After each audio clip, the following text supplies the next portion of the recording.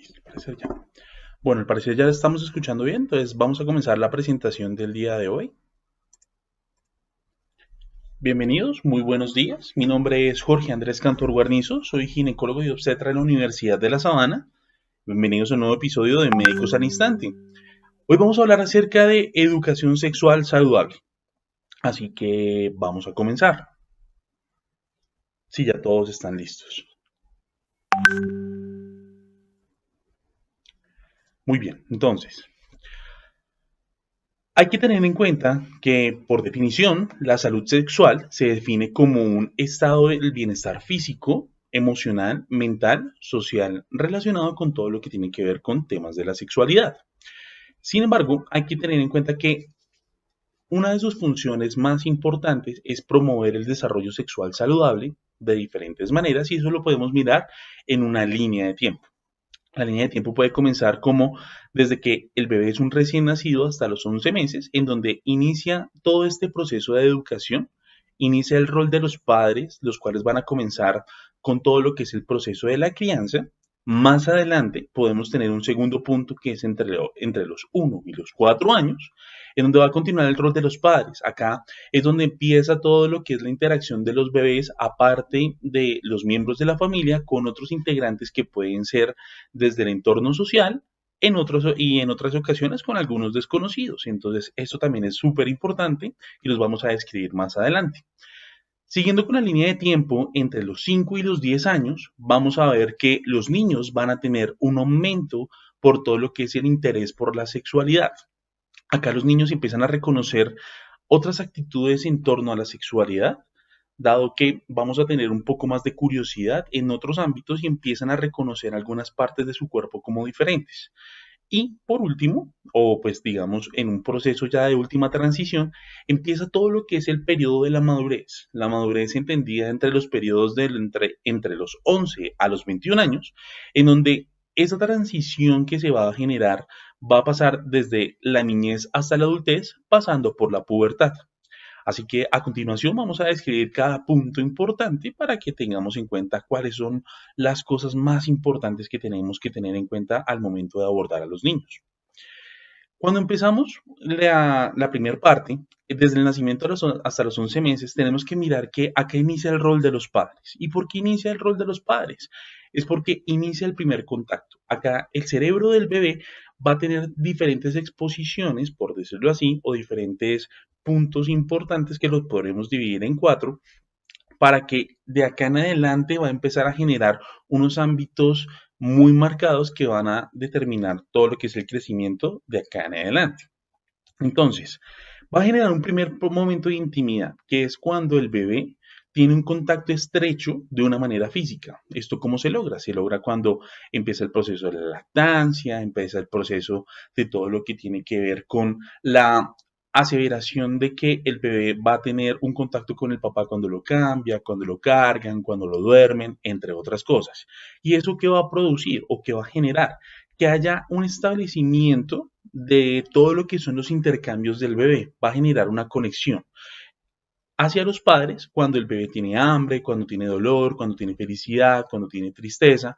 ¿Eso cómo se genera? Eso se genera principalmente con el llanto del bebé, con las risas, con algunas de las modificaciones que se van viendo según lo que va creciendo el bebé a medida que va pasando entre el primero, tercero, sexto mes, hasta llegar prácticamente al año. Gracias a eso, la expresión de los sentimientos del bebé, a su manera, va a permitir que el bebé como tal exprese o sienta todo lo que es ser amado y valorado. Y esto es muy importante, puesto que estas conexiones, aparte que son físicas como tal, también son a nivel mental y psicológico. Y esto es muy importante porque en algunas ocasiones se va determinando que estos puntos a veces los toman mucho más adelante y cuando los toman mucho más adelante empiezan a perder validez o de pronto no se les presta la importancia adecuada.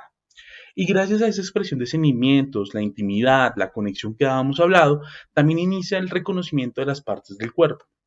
Tal vez no tanto al principio cuando son recién nacidos y demás, pero ya cuando los bebés están llegando casi al año de edad, van a empezar a reconocer algunas otras partes del cuerpo, algunas veces cuando los papás lo cambian, algunas veces cuando los papás entran a la ducha con ellos y los empiezan a cambiar. Entonces, acá es donde es muy importante que los papás ya empiecen a determinar una primer parte de la enseñanza de la zona genital, nombrándola por su nombre, en las niñas la vagina y en los niños el pene. Ahora, posterior a eso viene una segunda etapa que también es muy importante, que es del primer al cuarto año. Acá también inicia el contacto con más personas. Entonces, cuando se inicia el contacto con más personas, vamos a ver que en algunas ocasiones ya todo el proceso de todo lo que tiene que ver con la parte de la educación empieza otro punto muy importante, que es la exploración sexual. La exploración sexual es cuando los niños comienzan a ser conscientes del área genital de una manera mucho más marcada. Acá, aparte de que empiezan a ser más conscientes porque se lo ven y todo lo demás, va a haber una interacción con otros niños de la misma edad, generalmente cuando están en el jardín o cuando están de pronto en el contexto con algunos amigos o algunos primitos. Entonces vamos a empezar a mirar que ellos como que quieren intentar diferenciar qué es la parte entre qué es ser niño y qué es ser niña. Entonces, en algunas ocasiones, ustedes se pueden dar cuenta, o algunos papás recordarán que los niños como que empiezan a mirar, no, es que yo tengo un pene y las niñas a veces refieren como yo tengo una vagina y en algunas ocasiones se puede mirar que cuando ellos empiezan a jugar pueden tener como actividades como de desnudez, por decirlo así, donde todo esto tiene que estar muy bien supervisado para que no caiga como tal en algún problema más adelante. Sin embargo, es frecuente que los niños empiecen a mirar esa exploración sexual de alguna u otra manera, puesto que de todas maneras ellos empiezan a preguntarse el por qué un niño es diferente de una niña. Posterior a eso, también hay un establecimiento de unas normas que se va a mirar en los espacios públicos y privados. ¿A qué me refiero con eso?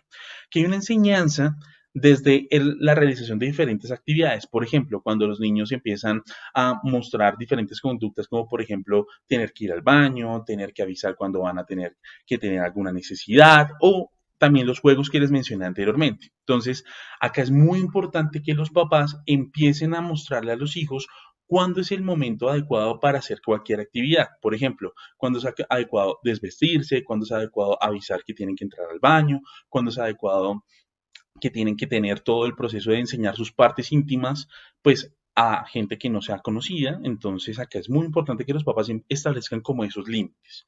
Esos límites van a estar marcados según el patrón de cada religión, cultura o demás, pero es muy importante que los papás siempre estén pendientes de todo este proceso. Y ahora, a medida que el bebé y en este caso el niño va creciendo y va llegando casi a los 5 años, vamos a mirar que hay una expresión del género. La expresión del género es manifestado por diferentes cosas, principalmente por las conductas al bañarse, al vestirse, al ir al baño. Entonces acá el bebé empieza a saber que los niños tienen que ir al baño de los niños, las mujeres tienen que ir al baño de las niñas. Empieza a generar como ese proceso de pudor en donde el niño solo se va a sentir como seguro cuando empieza a entrar a las áreas propicias según lo que se va describiendo en cada interacción que hagan los papás. Entonces acá los papás también son súper importantes desde ese momento, puesto que la privacidad que le van a enseñar los papás a los niños son muy importantes para que los niños más adelante no vayan a tener dudas o sepan cómo expresarse tanto, como lo hemos mencionado anteriormente, en los espacios públicos y privados. Y también van a haber otras conductas que también los niños se van a empezar a manifestar, se van a empezar a vestir de manera diferente, algunas veces pueden hacer el rol de niños, algunas veces pueden hacer el rol de niñas, independientemente del sexo, eso es completamente normal. Sin embargo, pues siempre tienen que estar muy bien acompañados de todo y siempre tienen que estar supervisados desde el punto de vista de los juegos, puesto que en algunas ocasiones estos juegos pueden parecer normales, pero más adelante hay que orientarlos mucho mejor. Después de esto viene del quinto año al 11.º año de vida. Acá es donde ya empiezan algunas actitudes en torno a la sexualidad y empiezan a reconocer que la sexualidad no solo es un cambio netamente desde el punto de vista físico, es decir, no solo es como tener pene y vagina, sino que empiezan otros puntos muy, muy importantes en donde los niños van a empezar a decir, acá tengo que cambiar o vamos a tener alguna orientación. Entonces, Todo empieza como un pequeño conocimiento y el conocimiento se basa prácticamente en tres puntos. Lo primero, que es lo más importante, es la educación sexual inicial. Entonces, como lo hemos mencionado anteriormente, todo el rol empieza desde que los padres tienen al recién nacido y va evolucionando progresivamente hasta que prácticamente llegamos a la adultez. Sin embargo, este punto es tan importante entre los 5 y los 11 años porque empieza una enseñanza mucho más profunda acerca de la sexualidad en torno a una sociedad, es decir, a la interacción que pueda tener el bebé, o el bebé en este caso no tanto, sino el niño, con familiares, amigos, compañeros y desconocidos. Y acá los niños empiezan a expresar de alguna manera lo que es el amor y la intimidad. ¿A qué me refiero con eso? Empiezan a manifestar diferentes ámbitos como por ejemplo palabras de te amo, te quiero. Ellos ya empiezan a mostrar ese punto como esa interacción principalmente con los padres, pero la intimidad también va a ser mucho más marcada desde el punto de vista que el niño ya tiene claro, por ejemplo, lo que es su pudor, su privacidad. Entonces, esa privacidad siempre va a estar manifestada, por ejemplo, cuando el niño va a ir al baño, cuando se cambia de ropa, que ya no se deja ver de todo el mundo, sino que él se cambia prácticamente en un entorno muy, muy, muy cerrado, porque ya empieza a reconocer que eso se tiene que hacer de alguna manera, por decirlo así, de una manera mucho más privada y donde nadie vea tanto al niño como a la niña. Y eso todo tiene que ver con respecto a la educación que se le ha instaurado desde el principio hasta lo que vamos ahora. ¿Eso cómo se logra? Eso se logra gracias a una instauración de unas herramientas de comunicación. Entonces, esas herramientas de comunicación van a generar o se tiene que lograr gracias a un acople o una producción de una relación muy estrecha entre los niños y los padres, o en este caso los cuidadores, porque pues hay niños que son cuidados por sus abuelos, por sus tíos, entre otras personas. Entonces, es muy importante que siempre los niños y los cuidadores vayan de la mano, puesto que si no van de la mano, empezamos a tener trastornos en donde esta comunicación no es efectiva. Entonces, ¿por qué esto es importante? Porque cuando se establecen estas herramientas de comunicación, el entendimiento de sus responsabilidades, como por ejemplo el ir al baño, saber cuándo tiene que ir al baño, acá empiezan a dejar el pañal, ya empiezan a tener, como por decirlo así, otras conductas que van a ser ya conductas de grande, por decirlo así.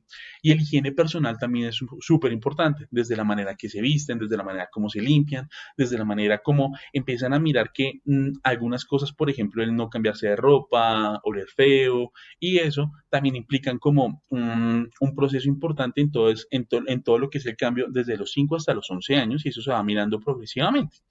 Ahora, cuando esto se produce así, hay una comunicación o se debe generar una buena comunicación en cuanto a lo que es las dudas y los miedos en torno a la sexualidad. Los niños empiezan a preguntar, pero ¿qué es la diferencia entre un niño y una niña? Pero ya de una manera mucho más explícita, ¿qué es ser niño? ¿Qué es ser niña? ¿Qué es lo normal de un niño y qué es lo normal de una niña? Por decirlo así.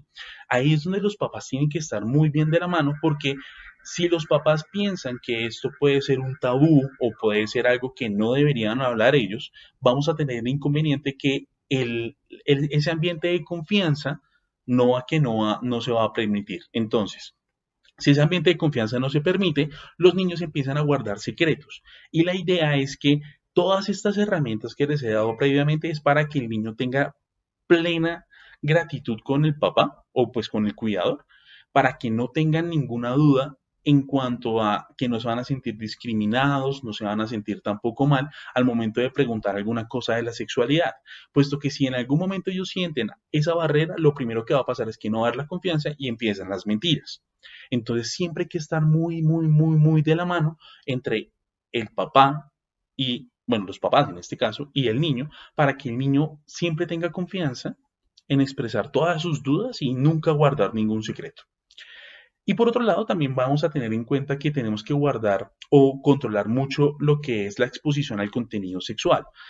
En esta época donde la información se adquiere tan fácil y pues realmente los controles de la parte parental es bastante complicado, hay siempre que estar muy, muy, muy muy de la mano con los niños para mirar lo que están mirando con los compañeros, qué le dicen los compañeros, de pronto compañeros más grandes, lo que es la televisión, lo que son las redes sociales, que es donde prácticamente se mueven todos los niños, y algunos videojuegos, puesto que lo ideal es que los papás siempre acompañen y no tengan una exposición no supervisada de esto, porque al momento que los niños empiezan a tener una exposición sexual en las etapas que no son, empiezan también a explorar otras cosas que posiblemente no las van a hacer de la manera más adecuada, sino cuando uno les explica. Después viene la etapa también muy crítica, que es desde el 11.º año hasta la adultez. Entonces, como se los dije anteriormente, acá es donde empieza a consolidarse el concepto de madurez. Entonces, como una información básica, acá el cerebro del adolescente empieza a cambiar, por decirlo así. Empiezan a mirarse diferentes cosas. ¿Y por qué es importante mencionar todo esto? Porque la edad de inicio de relaciones sexuales en Colombia aproximadamente arranca a los 16 años. Por otro lado, la influencia de que un adolescente empiece todo lo que son sus relaciones sexuales casi siempre viene muy de la mano de lo que le han enseñado los papás. Entonces, si alguno de los pasos que anteriormente mencionamos ha fallado, por ejemplo, no se establece un ámbito muy adecuado de lo que es la confianza, que el hijo le pueda preguntar a un papá sin ningún inconveniente, pues qué es el inicio de las relaciones sexuales, cómo se inicia, aparte de eso, que ha tomado la decisión de iniciar relaciones sexuales y lo puede orientar. Entonces, si esa cadena se rompe, lo primero que va a pasar es que el hijo ya no va a ser influenciado por el papá, sino que va a ser influenciado por otras relaciones extrafamiliares, los amigos, los compañeros, de pronto la persona más popular del colegio que está en unos grados más adelante, o personas de mayor edad, en algunas ocasiones por lo que le dicen en redes sociales, lo que se ve en la televisión. Por eso es que en un principio, y se ha visto en muchos estudios, que los adolescentes, casi hasta en un 70%, su inicio de las relaciones sexuales son muy orientados a lo que le digan los papás. Por eso es muy importante las comunicaciones asertivas con los niños y pues más adelante con los adolescentes. Ahora, ¿cuáles son las principales premisas? ¿Qué son premisas? Son como los conceptos que tienen los adolescentes en cuanto a la sexualidad.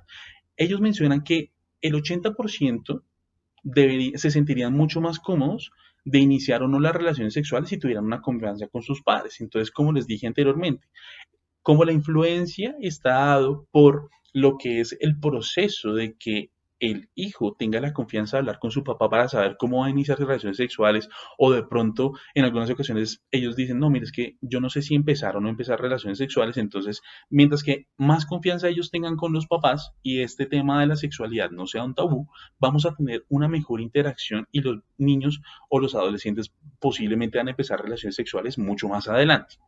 Ya no van a empezar de pronto a los 16, sino a los 17, a los 18. Realmente no cambia la edad de una manera importante, siempre y cuando las herramientas de comunicación entre los papás y los hijos estén mucho mejor.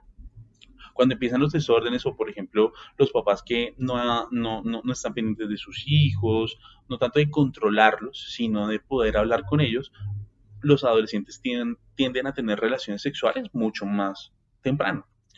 Ahora, ¿y por qué es importante tocar este tema? Porque en Colombia, para los años, hasta el año 2019, se ha visto que una de cada 5 mujeres entre los 15 y los 19 años está embarazada. Entonces, la tasa de embarazo adolescente en Colombia es bastante marcada. Y aparte de que la tasa de embarazo adolescente es bastante marcada, pues se presenta generalmente en el colegio, también aumenta todo lo que es el abandono de lo que es la educación. Generalmente las mujeres cuando quedan embarazadas suspenden el colegio, no, ya cuando tienen a sus hijos no estudian más. Entonces disminuye mucho lo que es la parte de tener por lo menos un bachillerato, y también aumenta el riesgo de relaciones sexuales, y aumenta el riesgo de enfermedades de transmisión sexual. Por eso siempre es importante que este tema no sea un tabú, sino que por el contrario, estos son los puntos críticos en donde posiblemente los papás tienen que acompañar aún mucho más a sus hijos para que los puedan orientar de alguna manera. Y acá la educación es muy importante acerca de la instrucción de los métodos de planificación, que los vamos a ver un poco más adelante, y también instrucción para las medidas para prevenir todo lo que son las enfermedades de transmisión sexual. Teniendo en cuenta todo lo anterior, vamos a ver que el inicio y las prácticas de las relaciones sexuales siempre van a estar orientados según lo que vamos a mirar entre los padres y los cuidadores. La relación es muy, muy, muy, muy importante, como lo mencioné anteriormente. Sin embargo, siempre es importante mencionarle a todos los adolescentes que hoy me están escuchando que el sexo es un acto consentido.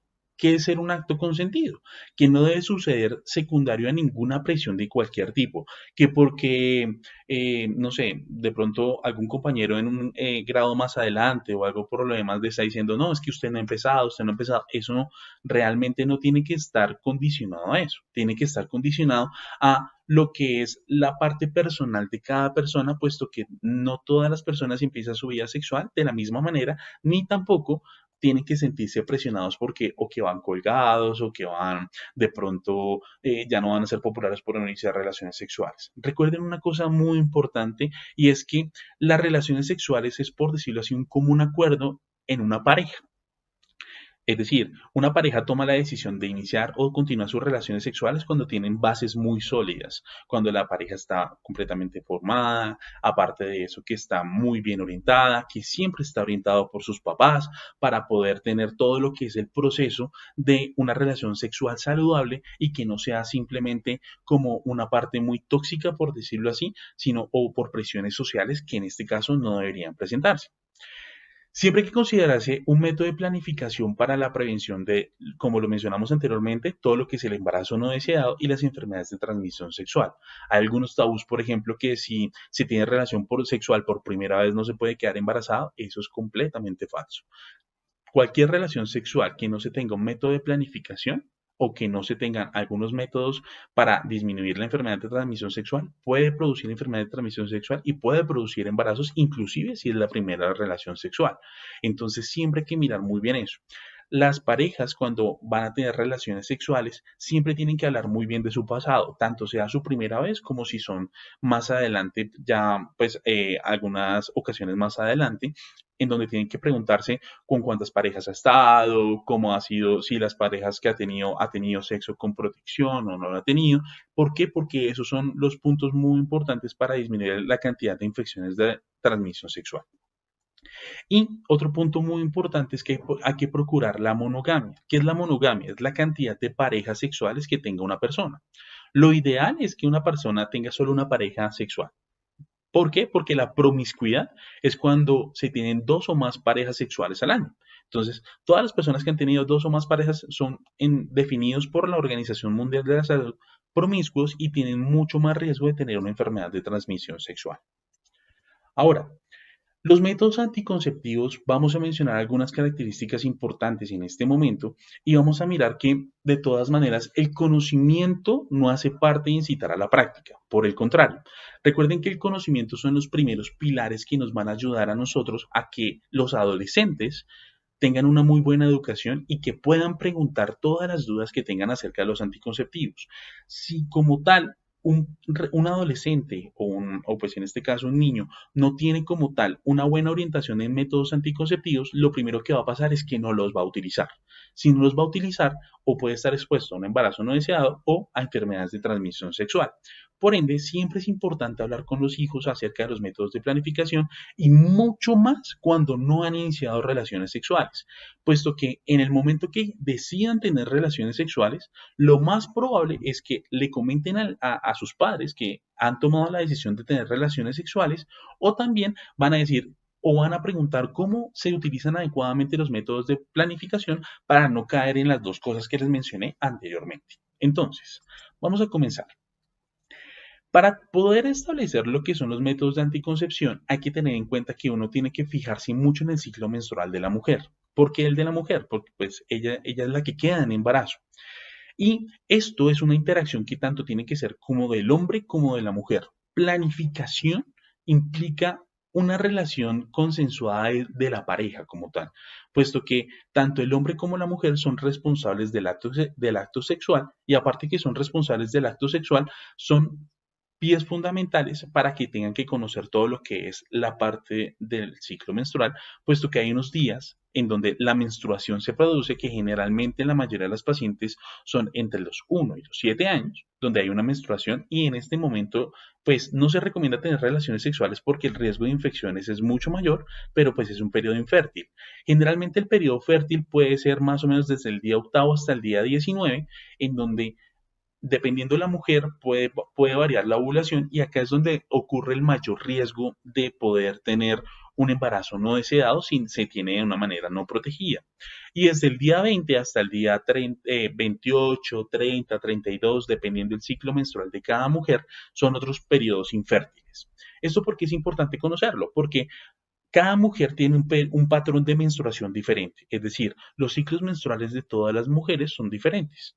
Algunas pacientes menstruan cada 28 días, algunas cada 21, algunas cada 30, algunas cada 32, o hay algunas que tienen ciclos completamente irregulares. En la adolescencia es muy frecuente tener ciclos irregulares. ¿Por qué? Porque hasta ahora está madurando todo lo que es la integración entre la parte del cerebro y la parte de los ovarios.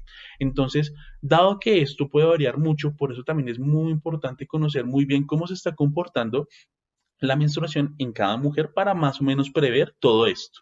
Esto, como puede variar en cada mujer, esto siempre se lo pueden consultar a cualquier médico. Cualquier médico cuando vea el calendario menstrual, es decir, que la paciente menstrua cada periodo de tiempo, les va a explicar cuándo son sus días fértiles para que tengan aún mucho más cuidado. Por otro lado, también hay que reconocer los días del ciclo menstrual para que no haya ninguna, o se intente evitar tener relaciones sexuales en la menstruación para disminuir al máximo las infecciones vaginales. Entonces, como hay diferentes métodos de planificación, hay diferentes opciones. Entonces, una de las opciones que tenemos son los capuchones cervicales o un diafragma. ¿Qué es eso? Es como un dispositivo que se mete al interior de la vagina y que va a disminuir el paso de espermatozoides a través del útero. Entonces, si disminuye el paso de espermatozoides a través del útero, más o menos disminuye la posibilidad de embarazo. Se utiliza de manera diaria. ¿Qué quiere decir diario? Que se utiliza con cada relación sexual que haya que hacer y siempre es un dispositivo diferente. Este casi no se encuentra acá en nuestra población, pero pues es importante conocerlo. El segundo son los espermicidas. Los espermicidas son, por decirlo así, algunos medicamentos o unos geles que lo que van a hacer es destruir los espermatozoides y funcionan como si fuera un lubricante. Es decir, se aplica directamente al momento que la pareja va a tener relaciones sexuales y eso disminuye la cantidad de espermatozoides vivos. Sin embargo, no los elimina completamente. Por otro lado, tenemos el conocimiento de la fertilidad, que es lo que yo les estaba mencionando, conocer cómo menstrua la mujer, cada cuánto, saber cuáles son los periodos de fertilidad o los días fértiles para no tener relaciones sexuales en ese momento. Sin embargo, en las adolescentes esto puede variar mucho. Esto es muy bueno o este método es bastante efectivo si la mujer tiene ciclos regulares y aparte de eso también se orienta muy bien por la parte de sus médicos. Y por último está el condón femenino masculino. El más conocido es el condón masculino, en donde también tiene que ser un uso con cada relación sexual. Ahora, estos métodos que se conocen como los métodos, por decirlo así, iniciales, son métodos que no son tan efectivos. ¿Por qué no son efectivos? Porque tan solo funcionan entre un 72 a un 82%. ¿Eso qué quiere decir? Que si una persona utiliza este método de la manera adecuada, puede llegar a tener 18 o más embarazos por cada 100 mujeres al año. Esos son los índices de fertilidad, ¿listo? Entonces, los preservativos, que son los que más se utilizan en este caso, y el conocimiento de la fertilidad, aún así pueden ser métodos no tan seguros, entonces toca orientar muy bien, muy adecuadamente con las charlas de planificación familiar. Sin embargo, hay que mencionar una cosa muy importante. Los métodos de barrera, en este caso, el condón masculino, a pesar de que tienen una eficacia regular, por decirlo así, la mayoría tienen la gran ventaja de prevenir enfermedades de transmisión sexual. Entonces, eso es muy importante, que independientemente el método de planificación que tenga una mujer, o en este caso la pareja, siempre tienen que utilizar preservativo para disminuir al máximo la enfermedad de transmisión sexual.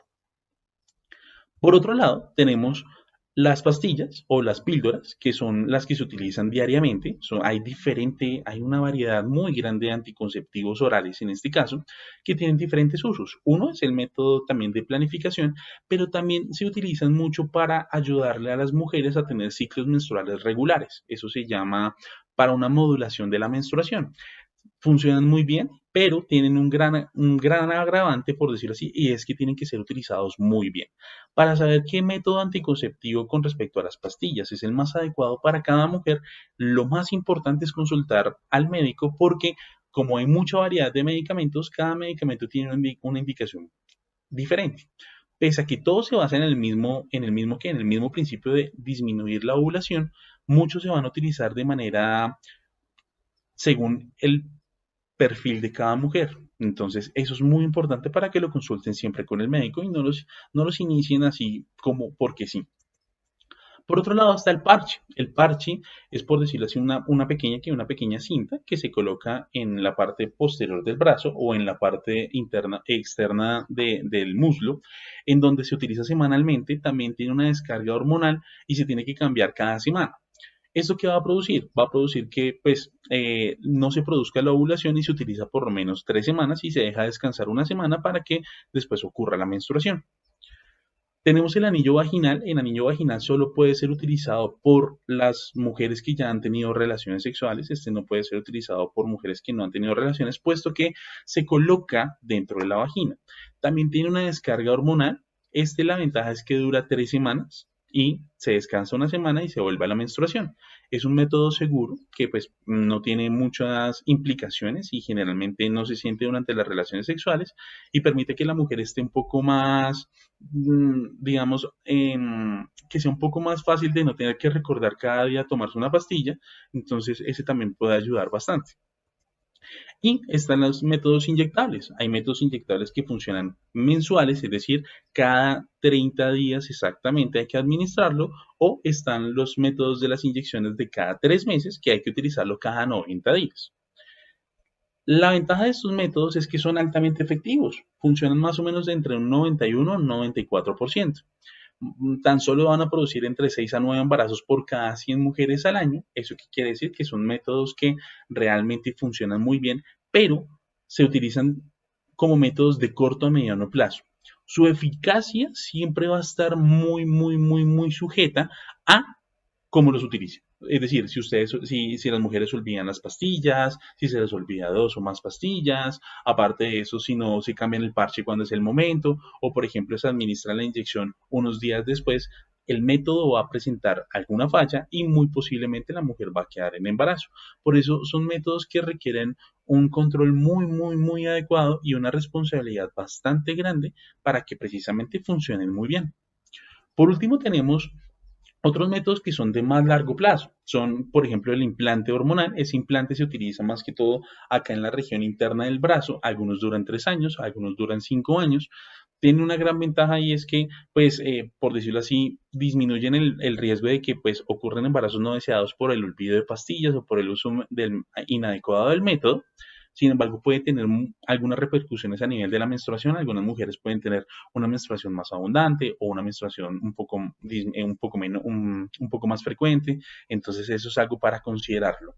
Los dispositivos que se pueden utilizar a nivel dentro del útero, es decir, es un pequeño dispositivo que lo que se introduce a través de la vagina y a través del útero, que pues disminuye como tal lo que es el tema de la implantación. Entonces, hay que mirarlo muy bien para poderlo administrar de la manera más adecuada.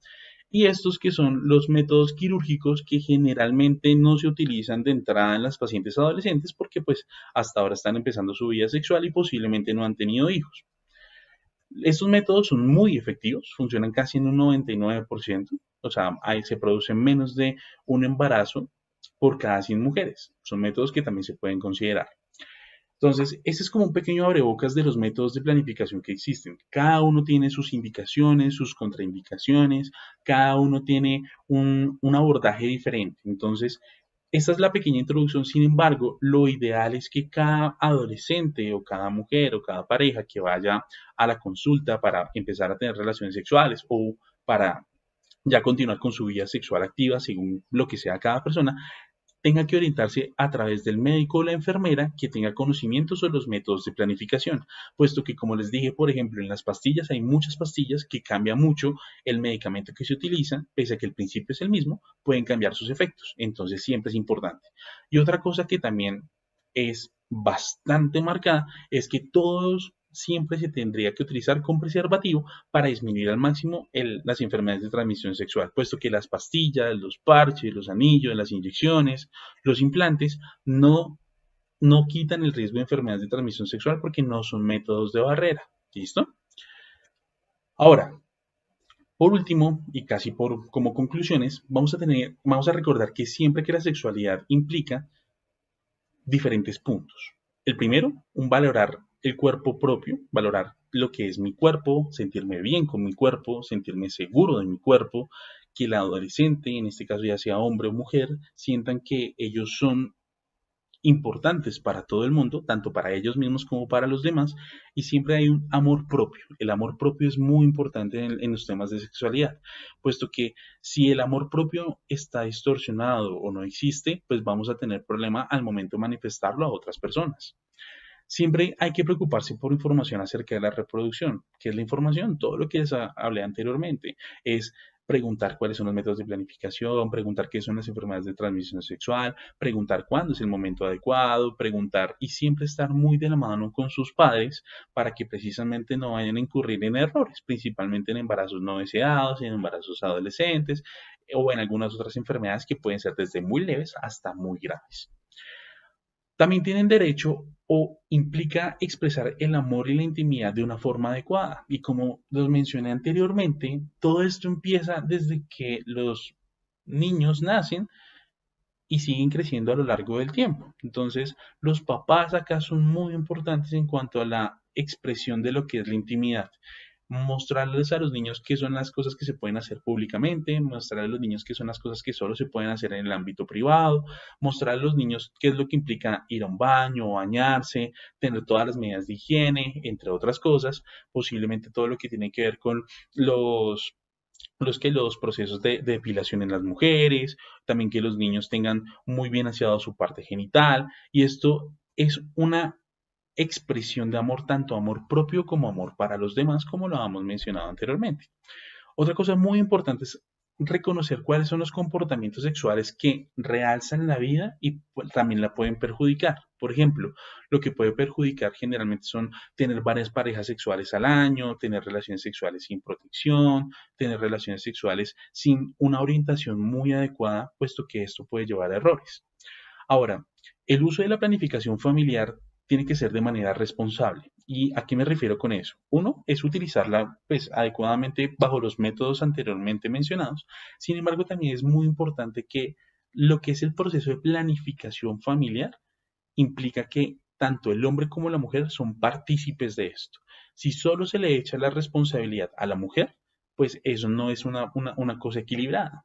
Tienen que ser de los dos, puesto que los dos hacen parte de este proceso. Hay que evitar al máximo las enfermedades de transmisión sexual. Por ende, pues hay que utilizar siempre los métodos de barrera, en este caso el condón, el preservativo, y siempre hay que apoyarse en el personal médico al momento de cualquier duda. Recuerden, las dudas no son malas, por el contrario, las dudas siempre implican que ustedes pregunten para saber qué es lo que está pasando, cómo lo corregimos o cómo lo utilizamos de manera adecuada o si en alguno de los casos que no se haya utilizado alguna de estas herramientas anteriores, se haya pasado alguna situación, pues es mucho mejor que se apoyen en todo lo que es el personal médico para resolver todas estas dudas. Espero que les haya gustado la charla del día de hoy. Espero haber resuelto la mayoría de las dudas acerca en torno a lo que es la salud sexual saludable y también los invito para que nos sigan en nuestras redes sociales de MIDOC, donde publicaremos también algunos artículos y algunas otras informaciones acerca de todo esto.